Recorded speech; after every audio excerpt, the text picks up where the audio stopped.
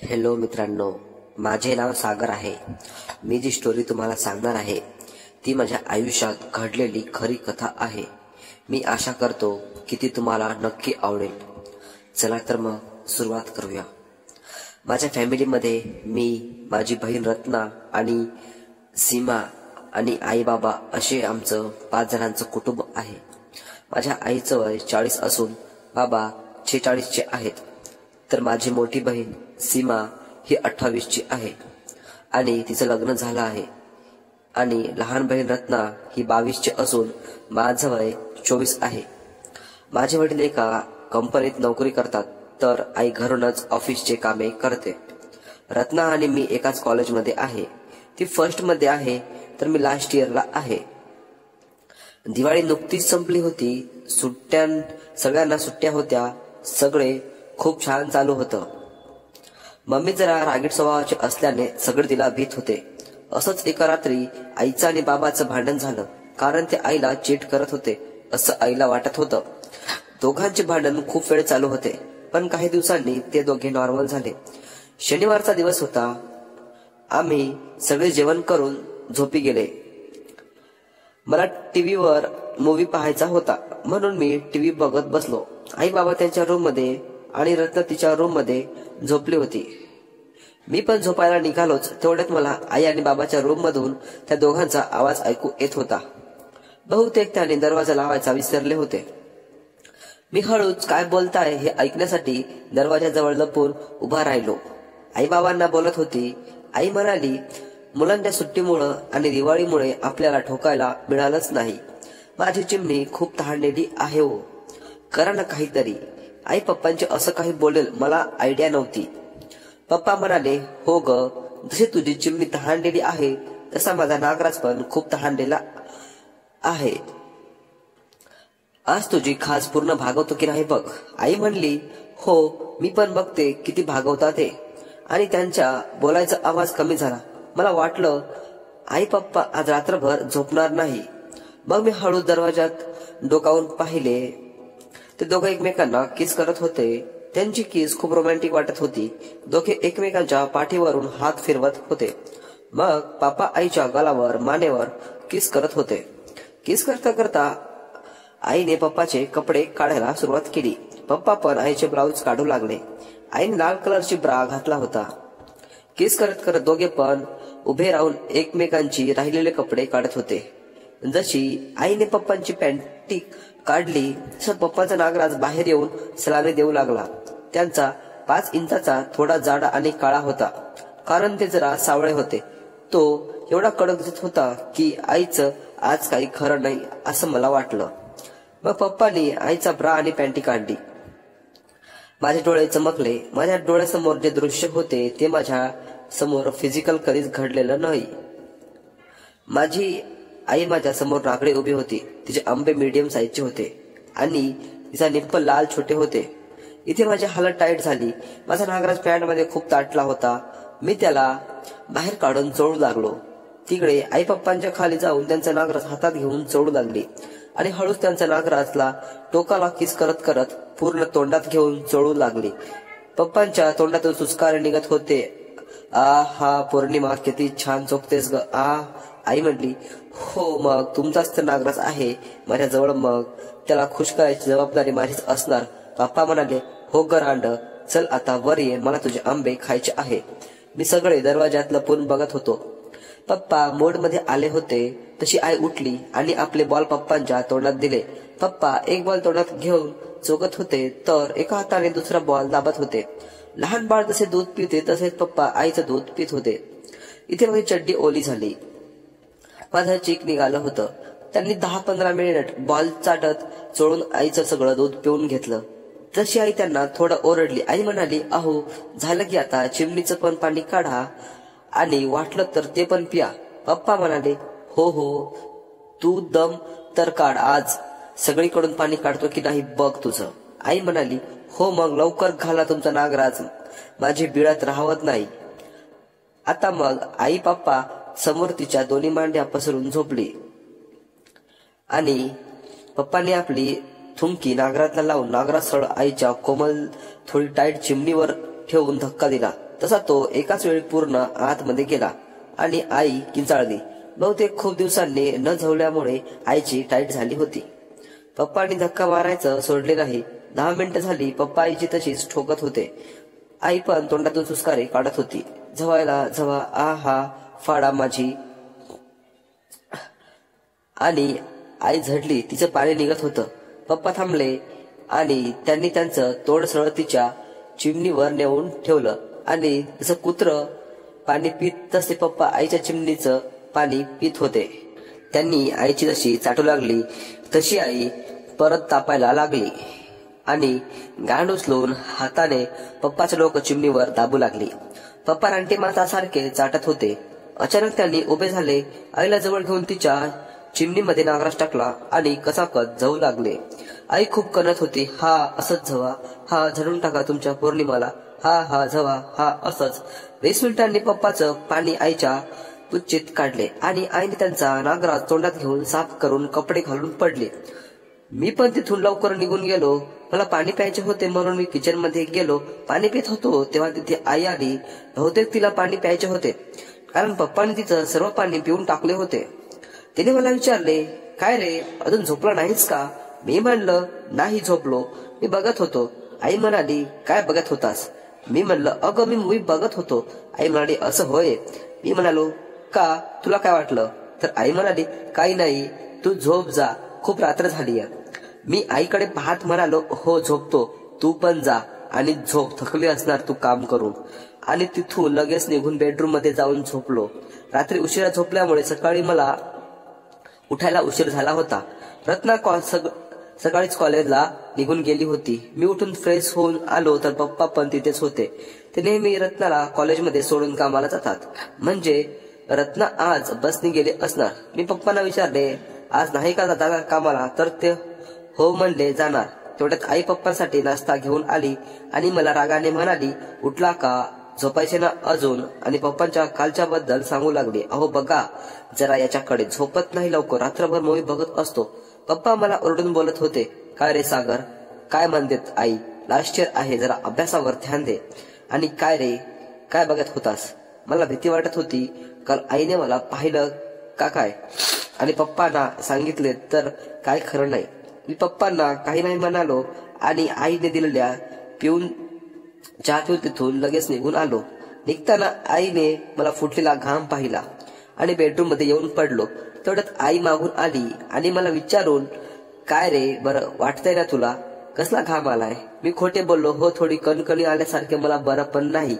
आज कॉलेजला जायची इच्छा नाही. तशी आई म्हणाली, नको जाऊ, आज राहा घरीच, आम्ही पण दोघे थोडे बाहेर जाऊन येणार आहे. मी म्हणलं, कुठे जाताय? आई म्हणाली, आहे थोडं काम दोघांना, सो ते करून येतो मी. मी म्हणलं, सांग ना आई, कुठे जाताय? आई म्हणाली, रागाने बोलली, तुला काय करायचं? आणि जाऊ लागली. दरवाजाजवळ जाऊन म्हणाली, आम्ही पिक्चर बघायला जातोय, आणि हसून तिथून गेली. आई मला निघताच हे सांगायला आले तेव्हा माझी नजर आईने घातलेल्या काळी साडीवर पडली. तिने काळ्या कलरची साडी कशी होती, कट स्लीवचे ब्लाउज घातला होता. तिचा फिगर एकदम फुलून दिसत होतं. मी चमकून तिला पाहत होतो. तशी ती म्हणाली, काय बघतोस रे, ध्यान ठेव घराचं, आम्ही 2-3 तासात लगेच येतो. मी म्हणालो, हो, आणि छान दिसतेच आई, असं म्हणून छोटीशी स्माइल दिली. तशी तिने पण मला स्माइल दिली आणि ती निघून गेली. दोघे गेल्यानंतर बाथरूम मध्ये गेल्यावर मला आईची पॅन्टी आणि ब्रा दिसला. मी ती घेऊन माझ्या तोंडावर चोळू लागलो. आईचा ब्राचा वास खूप चांगला येत होता. पॅन्टी जरा खडक झाले होते. मी ती माझ्या नागराजवर चोळत होतो. जणू मी माझ्या आईच्या गाडीलाच माझा नागराज चोळत आहे. माझं चीक आईच्या चड्डी पॅन्टीवरती पडलं आणि मी ती तशीच बाथरूम मध्ये टाकून ओतून माझ्या बेडरूम मध्ये येऊन झोपलो. मी जवळपास 3 तास झोपलो होतो. तेवढ्या दरवाजाची बेल वाजली. मी दरवाजा उघडला तसा मम्मी आणि पप्पा दोघे आतमध्ये आले आणि ते दोघे त्यांच्या बेडरूम मध्ये गेले. काहीही न सांगता तसा मी मेन डोर लावला आणि माझ्या बेडरूम कडे येऊ लागलो. तसा त्यांनी त्यांचा बेडरूमचा दरवाजा ओढून घेतला. मी आतमध्ये पाहिलं तर ते दोघे एकमेकांना रानटीसारखं किस करू लागले. दोघे बाहेरूनच खूप तापून आलेले होते. तसा पप्पा एका हाताने आईचं ब्लाउज काढून टाकत होते. आई त्यांचा नागराज वरून फिरवत होते. पप्पा पण आईच्या गांडीवरून हात फिरवत होते. किस करता करता दोघांनी एकमेकांचे नागडे केले. तसा आई खाली बसून पप्पांच्या तोंडात घेऊन चोकू लागली. पप्पा कणत होते, हा हा पोरणेत घे, अजून आत घे. पप्पा तिचे तोंड धरून झोू लागले.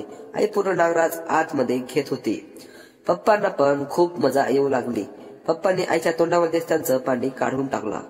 पप्पा उठून थोडे बाजूला झाले. तशीच मला आईची काळी चिमणी दिसली.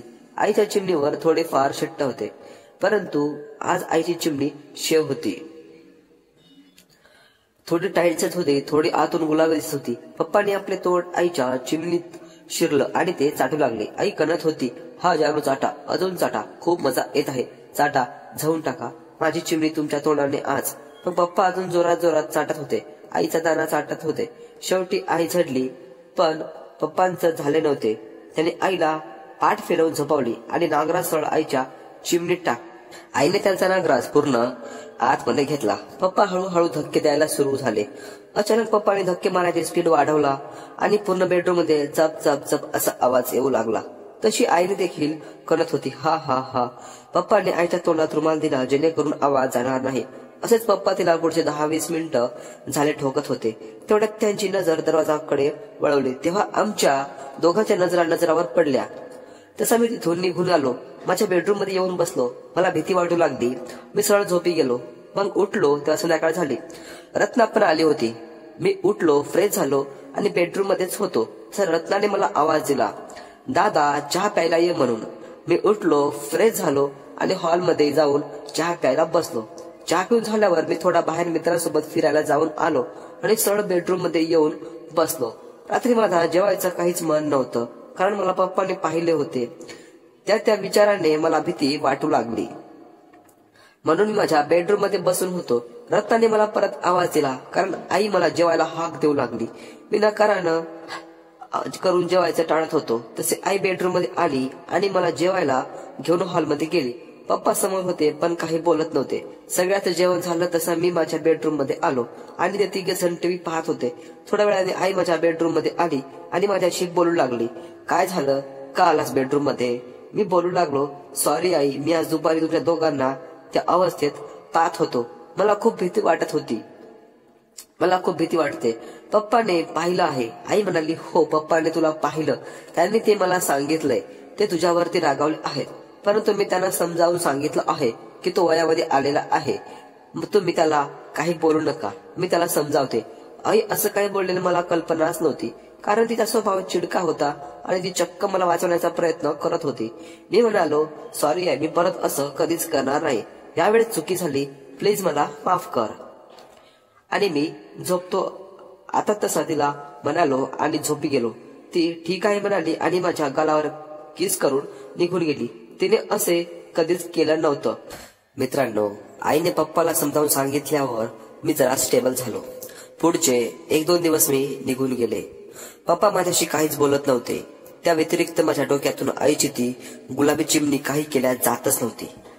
मी रोज सकाळी तिची आंघोळ झाली की बाथरूम मध्ये जाऊन तिची ब्रा आणि पॅन्टी घेऊन वास घेत असायचो आणि नागराजवर चढून त्यावरची गाळत होतो.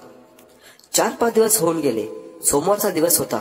मला आणि रत्नाला कॉलेजला सोबत निघायचे होते, कारण पप्पा लवकर गेले आज. सो आम्ही दोघे कॉलेजला निघालो. गाडीवर जात असताना मला रत्नाने विचारलं, दादा पप्पांचं आणि तुझं काही झालंय का? तुम्ही एकमेकांना का बोलत नाही? मी 4-5 दिवस झाले पाहते. तर मी तिला खोटं बोललो. हे सांगितलं की हो, मी पैसे मागितले होते, तर ते रागावले माझ्यावर. मग मीच बोलत नाही त्यांच्याशी. तोवर आम्ही कॉलेजला पोहोचलो. ते तिच्या क्लासमध्ये आणि मी माझ्या क्लासमध्ये गेलो. क्लासमध्ये गेल्यावर मला आईचा मेसेज आला हाय म्हणून. तर मी पण तिला हाय रिप्लाय दिला. आई म्हणाली, पोहोचला का तुम्ही? मी म्हणलं, हो आई पोहोचलो. बोल ना, काय झाले? आई म्हणाली, काही नाही, असंच विचारले. अच्छा, मला एक सांग, त्या दिवशी तुला काहीच वाटले नाही का रे? मी म्हणलं, सॉरी ना आई, सोडून दे ना आता तो टॉपिक. आई म्हणाली, मी जे विचारत आहे गप्प त्याचे उत्तर दे. मी म्हणले, हो ना आई. वाटले काय मला?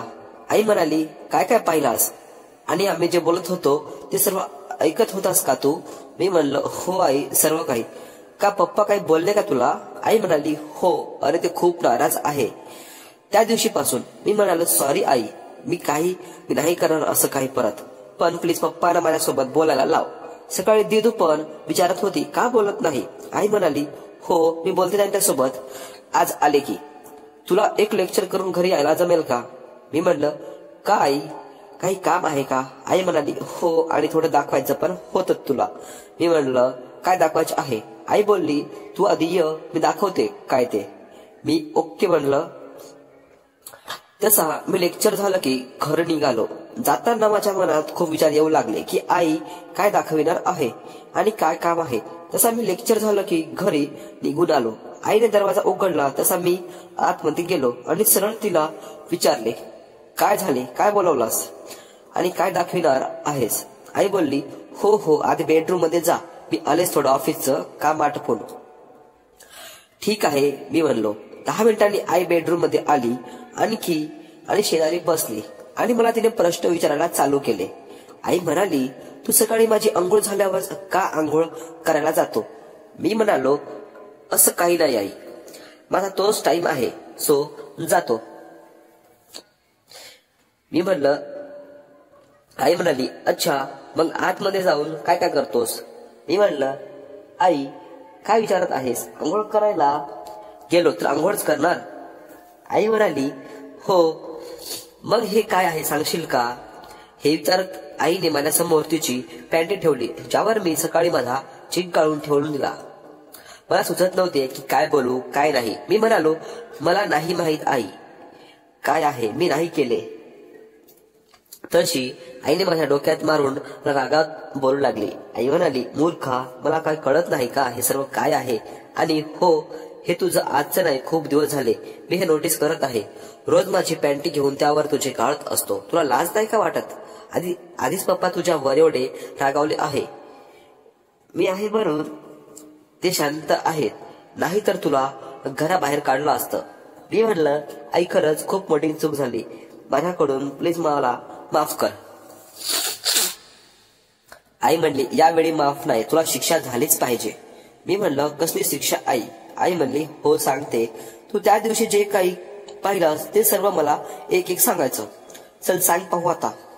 मला आई हे विचारेल याची कल्पनाच नव्हती. माझी आई माझ्याकडून तिला पप्पांनी कसे झोडले हे बोलून घेत होती. जिला मी ठोकायचे स्वप्न बघत होतो ते मला पूर्ण होत आहे असं वाटत होतं. मी आईला सांगत होतो की पप्पा कसे तिला ठोकत होते.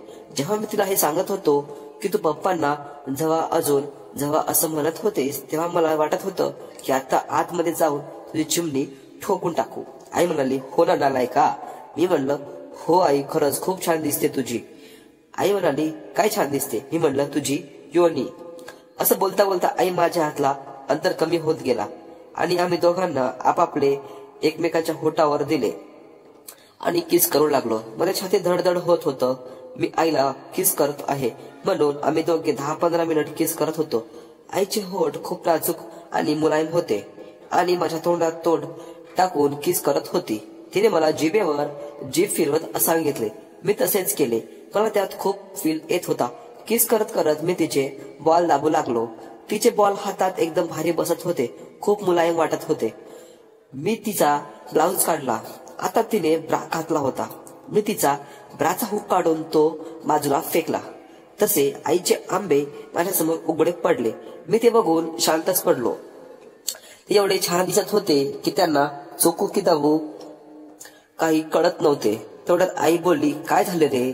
मी तिला बोललो आई तुझे आंबे किती भारी दिसतय, चाकू की दाबू कळतच नाही. तिने मला डोक्यात मारत बोलली येड, एक दाब आणि एक चोक.